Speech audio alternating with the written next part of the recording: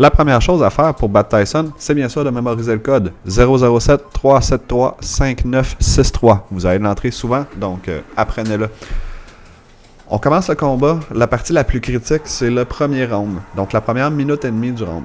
Il va nous envoyer des uppercuts qui nous knockent du premier coup. Dès qu'on réussit à passer ce round-là, le plus dur est fait, on devrait être capable de le battre. Il y a deux timings sur ces coups de poing. Soit il les envoie aux 3 secondes ou aux 8 secondes. En fait, c'est pas mal tout le temps aux 3 et des fois il prend une petite pause, ça va être 8 secondes. C'est pas bien grave. L'objectif, c'est d'apprendre à avoir le réflexe pour dodger et revenir avec les coups. La stratégie que moi j'ai utilisée pour l'apprendre, c'était de regarder à côté de la télévision en gardant Tyson dans mon champ de vision. Ça m'a vraiment beaucoup aidé. Pratiquez-vous sur une CRT aussi. Sur une LCD avec la NES classique ou quoi que ce soit, il y a des délais, c'est pratiquement impossible à faire. Une fois la première minute 30 terminée, le combat devient plus facile. On va essayer d'envoyer des directs. À chaque direct, on peut revenir avec 2 coups. Ou il envoie des uppercuts qu'on peut revenir avec 6 coups.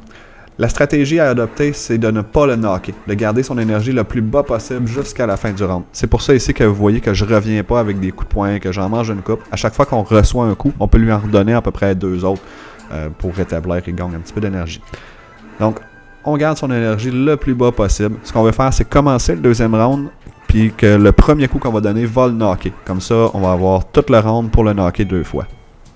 Donc ici, j'ai pas mal réussi. Si notre énergie est basse, on pèse sur Select entre les rounds, ça va nous donner de l'énergie, mais on ne devrait pas en avoir de besoin.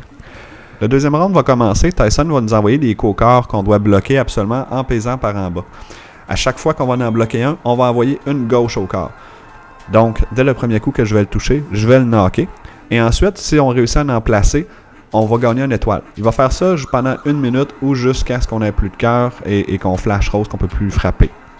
Donc, on a vu ici le premier coup que je l'ai donné. Tyson est tombé à 7 secondes. Donc, il me reste encore 2 minutes 53 pour le knocker 2 fois, ce qui devrait être assez facile. Donc là, ici, j'essaie d'en envoyer. Il en bloc. J'ai manqué mon timing. C'est pas super grave. Je flash. Donc, il envoie des uppercuts ici. Si on a gagné des étoiles, on n'envoie pas nos étoiles sur les uppercuts. On les envoie sur les directs. Les uppercuts, on peut envoyer 6 coups. Les directs, on peut en envoyer 2. Donc, ici, le direct, c'était la manière de placer l'étoile. On surveille le temps aussi. Quand il va rester 1 minute 30, Tyson va flasher des yeux. À ce moment-là, on lui donne un coup à la tête, on gagne une étoile. Ici, j'ai utilisé... je l'ai knocké juste avant.